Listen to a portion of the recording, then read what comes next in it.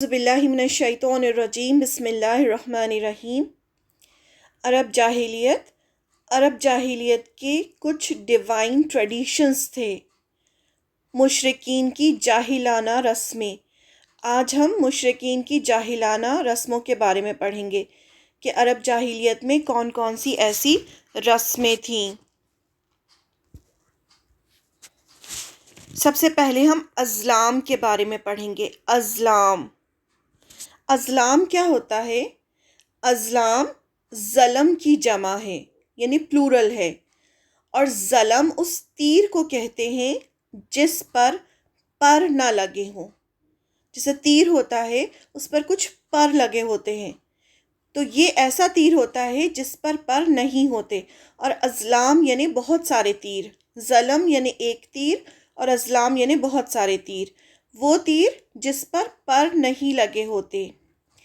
اہل مکہ کو جب کوئی فیصلہ کرنا ہوتا، جیسے شادی بیاہ کرنا ہے یا سفر کرنا ہے یا کچھ اور کام کرنا ہے، تو فال نکالتے تھے۔ ان کے ہاں کیا رسم تھی؟ فال نکالنے کی۔ تیروں سے فیصلہ کرتے تھے کہ یہ کام کرنا ہے یا نہیں کرنا۔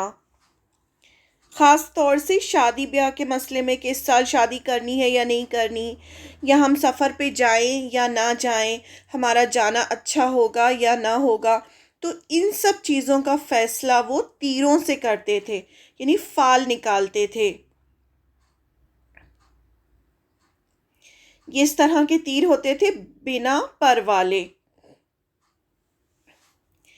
فال گیری کے لیے استعمال ہونے والے یہ تیر 3 قسم کے ہوتے تھے۔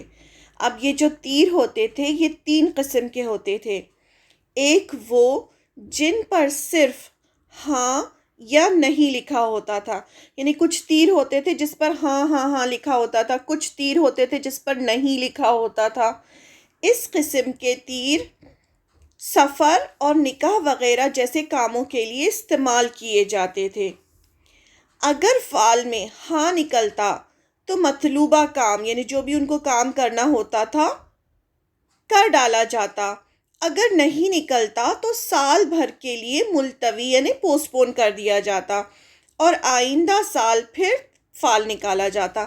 یعنی اگر ان کو شادی کرنی ہوتی تھی یا پھر سفر پر جانا ہوتا تھا تو وہ بہت سارے تیر ایک جگہ رکھے ہوتے تھے، اس میں سے وہ ان کو گھماتے تھے، گھما کر ایک تیر نکالتے تھے۔ اگر اس تیر پر ہاں لکھا ہوتا تھا تو وہ شادی بیاہ کرتے تھے یا پھر سفر پر جاتے تھے، اور اگر وہ تیر نہیں والا نکلتا تھا تو پھر وہ کام کو پوسٹ پون کر دیتے تھے۔ اس کو فال نکالنا کہتے ہیں۔ یہ سب جاہلانہ رسمیں ہیں۔ یہ اس طرح سے ان کے پاس بہت سارے تیر رکھے ہوتے تھے، اس میں سے ایک تیر نکالتے تھے۔ فال گیری کے تیروں کی دوسری قسم وہ تھی جن پر پانی اور دیت یعنی بلڈ منی وغیرہ درج ہوتے تھے۔ اب کچھ اور تیر بھی ہوتے تھے جس پر پانی لکھا ہوتا تھا یا دیت وغیرہ کا کچھ لکھا ہوتا تھا، اور تیسری قسم وہ تھی جن پر یہ درج ہوتا تھا کہ تم میں سے ہیں یا تمہارے علاوہ سے ہیں، یا مسلق یعنی ایسوسیٹڈ ہیں۔ ان تیروں کا مطلب یہ تھا کہ جب کسی کے نسب کہ اس کا باپ کون ہے میں شبہ ہوتا تو اسے 100 اونٹوں سمیت حبل کے پاس لے جاتے۔ حبل ان کا بہت بڑا بت تھا، اس کے سامنے لے جاتے۔ اونٹوں کو تیر والے ماہنت کے حوالے کرتے اور وہ تمام تیروں کو ایک ساتھ ملا کر گھماتا، جھنجھوڑتا، پھر ایک تیر نکالتا۔ اب ان کی جو الگ الگ چیزیں ہوتی تھیں اس میں یہ فیصلہ کس سے کرتے تھے؟ تیروں سے کرتے تھے۔ حبل کے سامنے لے جاتے، جو بھی ان کی پرابلم ہوتی اس میں سے پھر ایک تیر نکلتا، اور جس تیر پہ جو لکھا ہوتا تھا پھر وہ کام کرتے تھے۔ اب جیسے پانی کا مسئلہ ہوتا کہ پانی کہاں ہے تو وہ تیر سے پتہ کرتے تھے، دیت دینا ہے تو اس کے لیے بھی تیر نکالتے تھے۔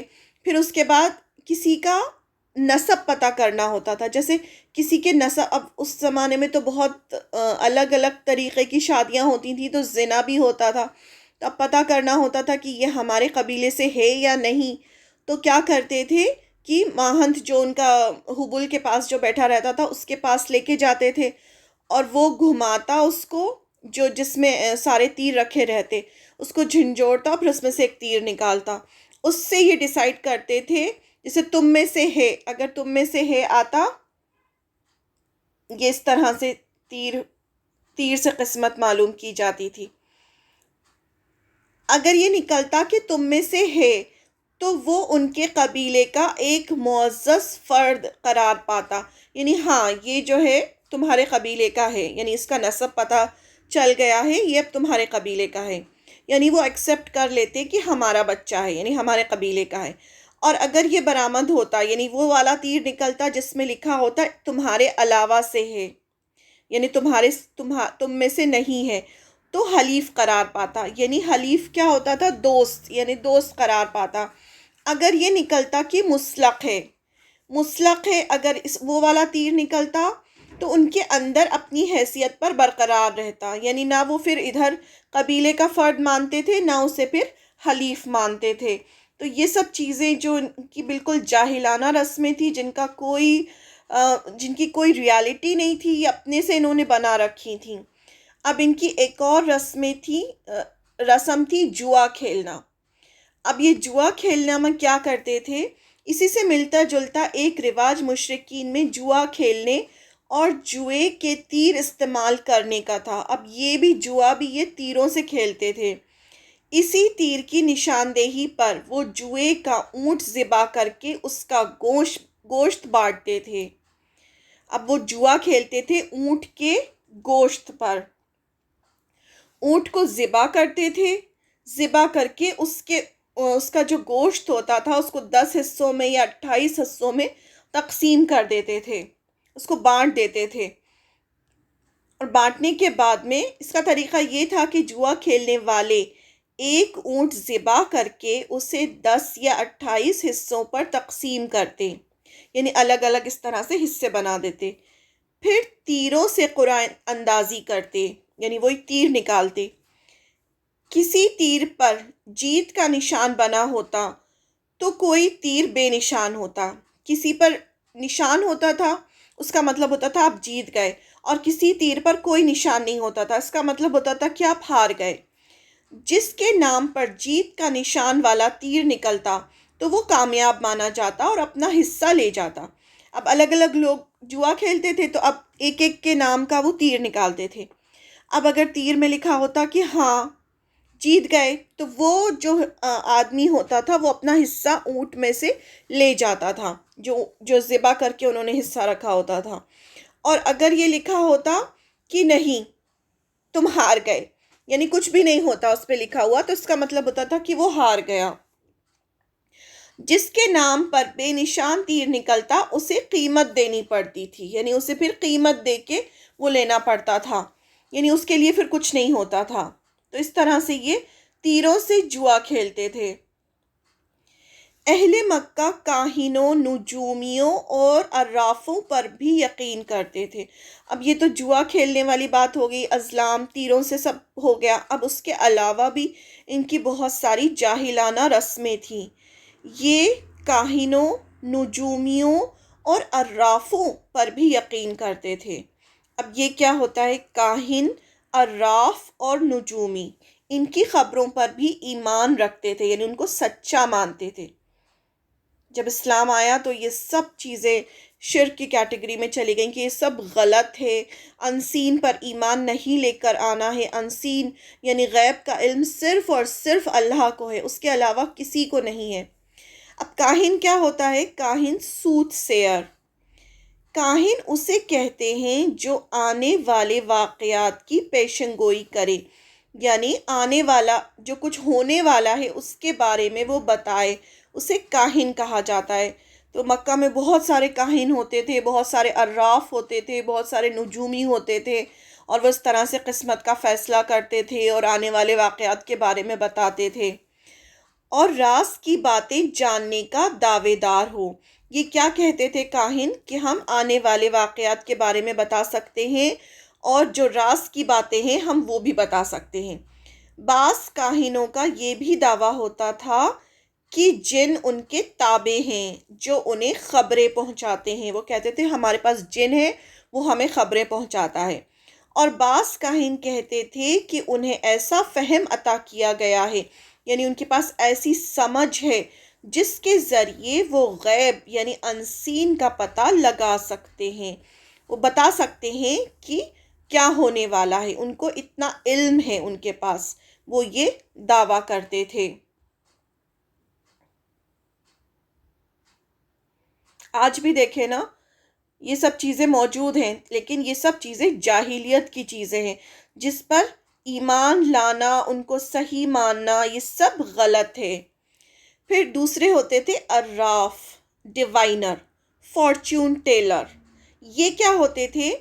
بعض اس بات کا دعویٰ کرتے تھے کہ جو آدمی ان سے کوئی بات پوچھنے آتا ہے، اس کے قول اور فعل سے، یعنی وہ جس طرح سے بات کرتا ہے، جس طرح سے بیہیو کرتا ہے، یعنی باڈی لینگویج یا اس کے حالات سے کچھ باتوں اور اسباب کے ذریعے وہ باتوں کا پتہ لگا لیتے ہیں۔ ان کا یہ ماننا تھا، وہ یہ کہتے تھے کہ ہم تمہارے حال حلیے سے، تمہارے بات کرنے کے انداز سے، ہم تمہارے جو اندر کی جو باتیں ہیں ان کا ہم پتہ لگا لیتے ہیں۔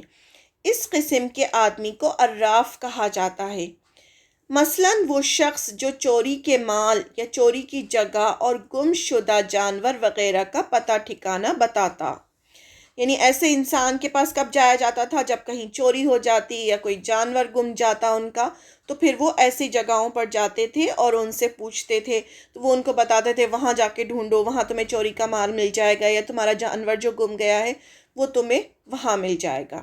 تو یہ عراف تھے۔